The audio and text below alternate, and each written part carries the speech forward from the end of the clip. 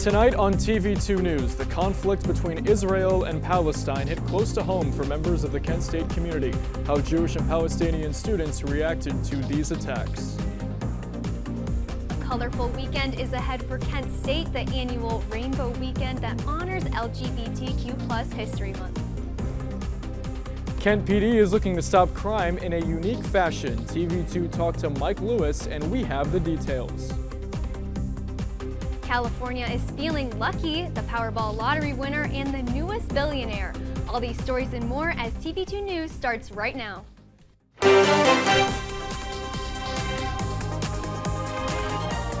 This is TV2 News.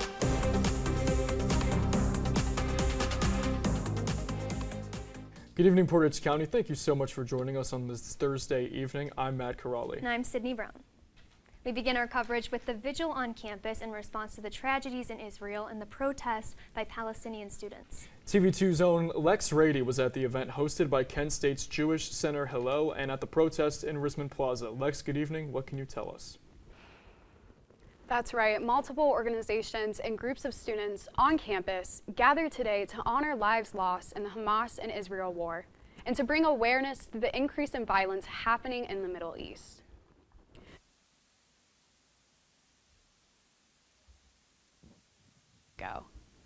They wanted to bring people together through this event and bring awareness about the war in Israel.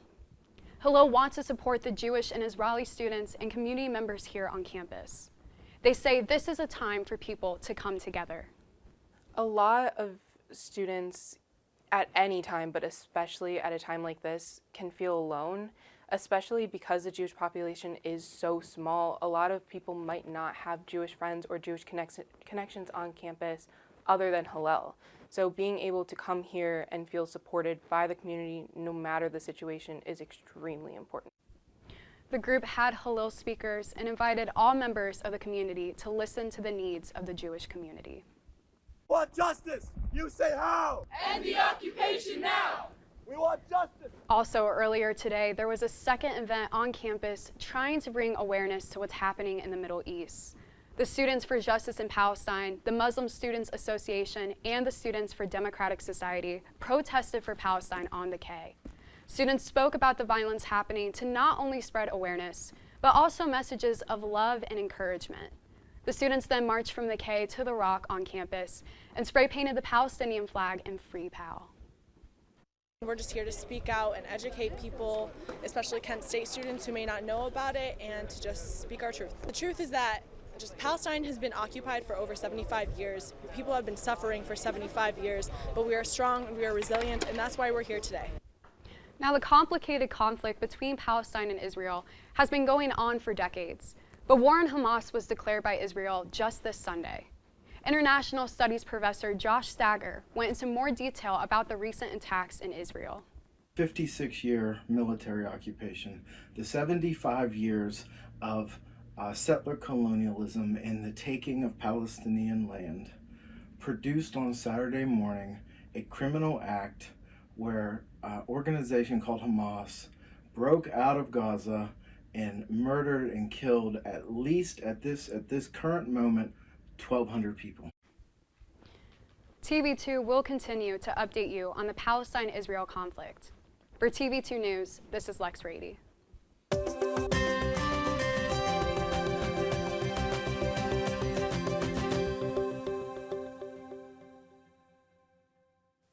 Good evening, Portage County. I'm Michael Neenan, and I hope you put on some long sleeves because we're about to see what it's like outside. Because currently in Kent, it is 58 degrees. It feels like 58. Woo! The dew point is at 45 degrees, with wind traveling north to northeast at 3 miles an hour. Humidity is at 50%, and the visibility is at a full 10 miles. Now, as we see what the weather is like tonight and going into the morning, it is going to be 53 degrees at 8 p.m. It'll be pretty cloudy. Midnight, it'll be around the same, except it'll dip into the 40s with 49 degrees. And then at 8 a.m., you will see some sun, but it'll be 44 degrees, and it'll still be fairly cloudy. Now looking at the forecast for tonight and tomorrow, it will reach a low of 43 degrees. It'll be pretty cloudy. The wind will travel at around northeast at 4 miles an hour, and the sun will set at 6:49 p.m. Well, that's all I've got for now. Be sure to check in later as we see if any other parts of Ohio are getting sun. Stay tuned. All right, Michael, thank you. Well, starting tomorrow, Kent Rainbow Weekend will commence in downtown, celebrating LGBTQ+ History Month. Some events that will occur for the two-day stretch include the Kent Rainbow Run, a kickoff happy hour at Water Street Tavern, and an 18 and over Pride dance party at Bell Tower Brewing. It will come to a close with the annual midnight showing of the Rocky Horror Picture Show Saturday night at the Kent Stage. Homecoming is right around the corner for Kent State, and the Homecoming Court is using their platform to take action. Flash's Activity Board and Kent State Homecoming are hosting a book drive until homecoming next Saturday, October 21st. The groups are collecting new and gently used books for the King Kennedy Community Center. Drop-off locations are at the Kent Student Center, Information Desk, and Student Leader Suite. Well, it's a big day for a familiar friend here at Kent. It's Flash's 38th birthday, and I know if you've seen him, he doesn't look a day over 25. He was introduced during the homecoming football game in 1985 as he hatched from an egg during an on-the-field ceremony at halftime, and for the last 38 years, he has spread nothing but happiness and joy to Flashes everywhere. Portage County is starting to feel a bit like Hollywood. A movie production is utilizing Portage County's Historical Society in Ravenna and the Challersville Historical Society and private homes in Mantua for a film set during World War II. The movie Quarter Given follows unlikely allies who come together to help a young girl during the Italian surrender of World War II. The historical action drama is set to be released in the spring. State news is in Columbus. The Ohio Senate has passed Senate Resolution 216 that's urging citizens to vote no on Issue 2. Issue 2 is a proposal written by the commercial marijuana industry in an effort to make recreational marijuana legal in Ohio. Protect Ohio Workers and Families is a campaign trying to take down this issue, saying in a press release that it won't turn out well for Ohio and will be forced to live with the consequences for a very long time. Voters can vote on the issue November 7th. Transgender rights are being tested once again. More than 100 people shared their testimonies to the Ohio bathroom ban for Ohio colleges and grades K through 12. The bill would require students to use the bathrooms and locker rooms that match their sex instead of their gender identity. The American Medical Association officially opposes policies preventing transgender individuals from accessing basic human services in public facilities consistent with their gender identity. However, Republican proponents of the bill continue to reject this medical consensus. Those who are looking to pass an anti-gerrymandering amendment to the Ohio Constitution can now start to gather signatures to replace politicians with average citizens to redistrict the Ohio map. Earlier today, the Ohio Ballot Board unanimously agreed that the proposed amendment is centered around a single subject, which is a requirement by Ohio law. The timing of this approval is significant because early voting on issues 1 and 2 started yesterday. The amendment will need around 500,000 signatures to get the measure on the ballot come November of 2024. How Kent police are continuing to keep watch over the city with additional safety measures for tracking suspicious activity in neighborhoods and around businesses. And President Biden introduced new efforts to crack down on junk fees. We tell you what you need to know. Tomorrow's news leaders. Today's top stories. From an award-winning student newsroom. This is TV2 News, truly Portage County. Welcome back. The Kent Police Department is working to crack down on crime in the city through a community camera program by creating a network of residents and business owners. The police are promoting a safer city for those who opt into this program.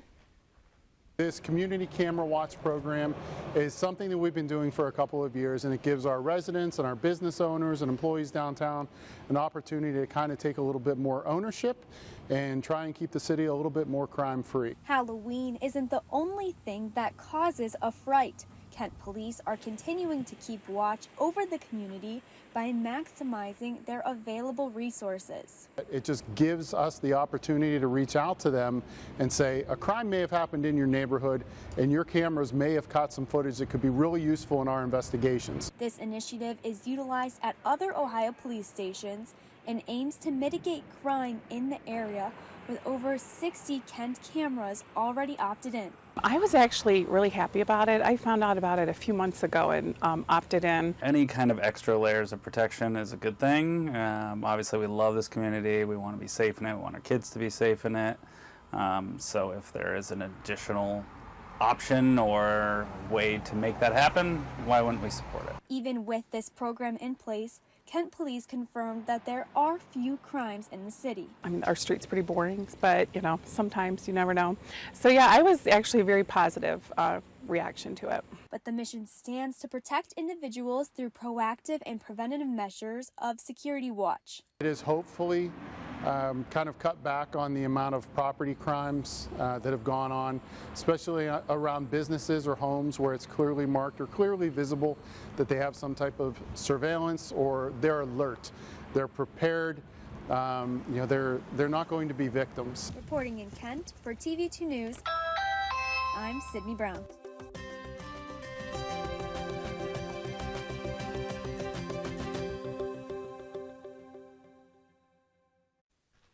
Welcome back. It's a bit chilly here, so let's find out if the rest of Ohio has the same problem. Because going from west to east, Sandusky is 61, Mansfield is at 65, Worcester is at 64, Canton at 63, Cleveland is at 62, Kent is at 61, Youngstown is at 62, and Ashtabula-on-the-Lake is 61. Now, zoom out a little bit. Let's take out the rest of Ohio, and wow, that's really unfair. Because going from west to east again, Lima is 68, and then going south to Dayton, it's 76, and Cincinnati is 79 right now. It's got to be pretty nice there. Columbus is 77, Athens is at 76, Akron is at 63, and Steubenville is at 67. So really, it's only in northeast Ohio that it's pretty chilly. Now let's take a look at the 7-day forecast, because tomorrow, Friday, it will be pretty cloudy. It'll be a high of 64 with a low of 48. And then after that, mostly rainy. Saturday to Wednesday will be fairly rainy, though. Wednesday, really in the afternoon, it'll be pretty cloudy. And then you will start to see the sun again on Thursday. But we will see a low of 40s for the entire week. Well, that's all the time I have for today. Be sure to check KentWire.com for any severe weather updates. I've been Michael Neenan. Let's send it back to the desk. All right, Michael, thank you. Well, taking things nationally, Sydney, the House of Representatives is currently without a speaker. That's right. Our very own Dennis Farahani is in studio to break it all down for us. Good evening, Dennis. That's right, guys. It's unclear when the House of Representatives will have a speaker again. The Republican nominee, Steve Scalise, is struggling to get enough support to win a floor vote, which could be bad news for the U.S. economy, as Congress needs to pass a spending plan to avoid a government shutdown next month. Do you think it's possible that he can get the votes? Possible. It's a big hill, though. You told a lot of people he's going to be at 150. He wasn't there, so.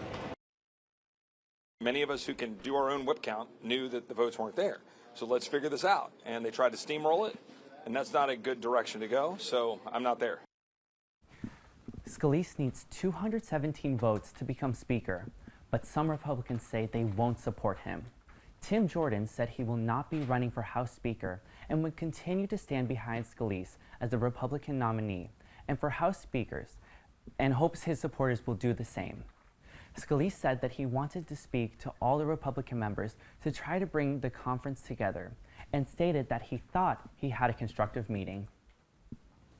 The good news is our support continues to grow.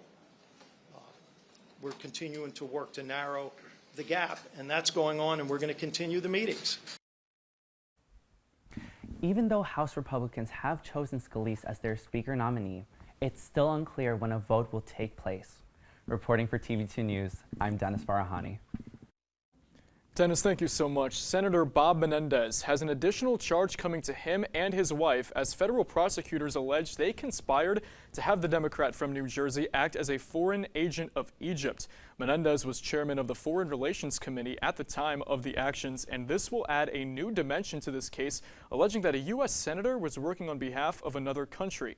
The two have pleaded not guilty, and a trial date has been set for sometime in May. Also out of Washington, D.C., President Biden's plan to crack down on junk fees to prevent unnecessary costs to the American people. It's just about fairness. It's just about simple fairness. You know, folks are being tired of being taken advantage of and being played for suckers. The official plans for junk fees include proposed requirements for businesses to show full prices up front and prevent any surprises.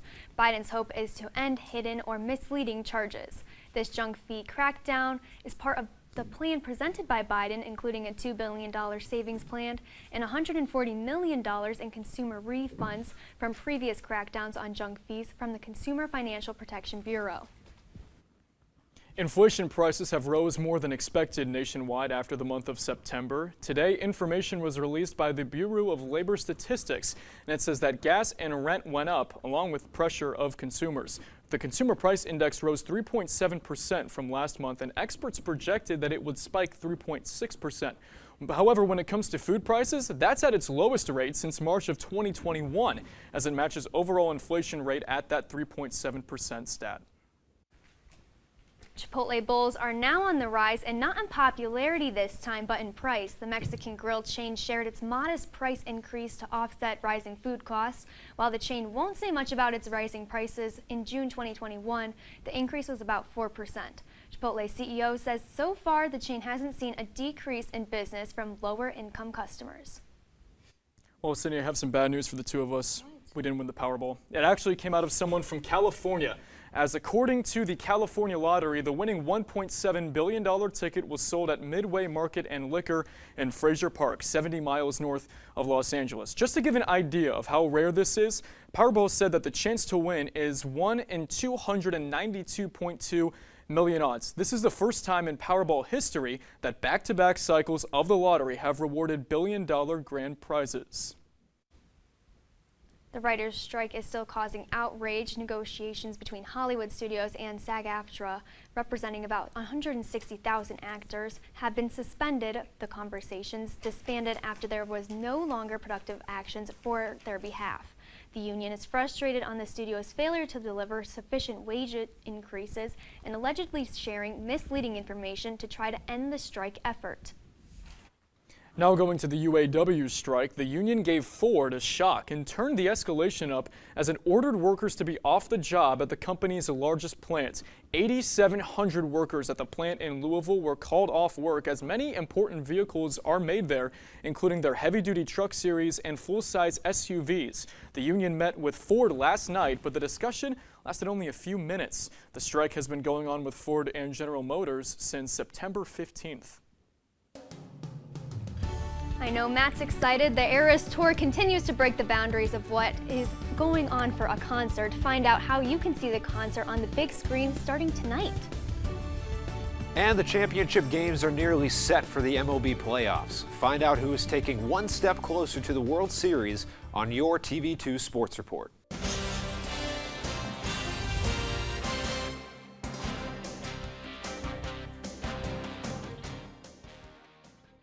Hello friends, and welcome back to another TV2 Sports Report. I'm Dom O'Brien, and we're going to take you around college athletics and through the MLB playoffs. We're going to start up with Kent State women's soccer, who is currently warming up to play at Bowling Green tonight at 7 o'clock. The Golden Flashes have won 5 out of the last 7 games and are looking to improve their record from 7-4-2. Similarly, on the other side of the ball, the Falcons are 7-4-1, but are coming off of a 4-game win streak. They are also undefeated in the MAC, so this game against Kent State will be a true test for Bowling Green to see if they should still remain #1 in the conference. As we move over to field hockey, the Golden Flashes field hockey team will be hosting the Miami Redhawks at 1 p.m.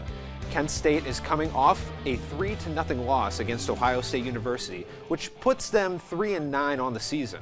The Redhawks are currently 9-5 on the season and undefeated in the conference. They just came off of a 3-1 win against Ohio last Friday and will continue to keep this conference win streak tomorrow. The game tomorrow will be Halloween themed, so be sure to set up in your best Halloween attire. We're going to move to the MLB playoffs, and after last night, one matchup remains. In the ALDS, the Houston Astros beat the Minnesota Twins in 4 games, with the final game ending 3-2. Houston is now scheduled to play the Texas Rangers in the ALCS. This is the first time the in-state rivals will play each other in the playoffs. Down in the southern end of the country, the Arizona Diamondbacks swept the LA Dodgers. The final game was highlighted with 4 runs scored in the 4th inning with 4 solo home runs. The last time Arizona reached the NLCS was in 2007.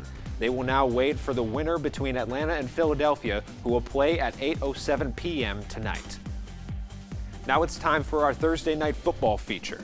Russell Wilson and the Denver Broncos are traveling to Arrowhead to play Patrick Mahomes and the Kansas City Chiefs. Chiefs tight end Travis Kelce is expected to play tonight after suffering a minor ankle injury a week ago. You can catch all the action tonight on Prime Video at 8:15.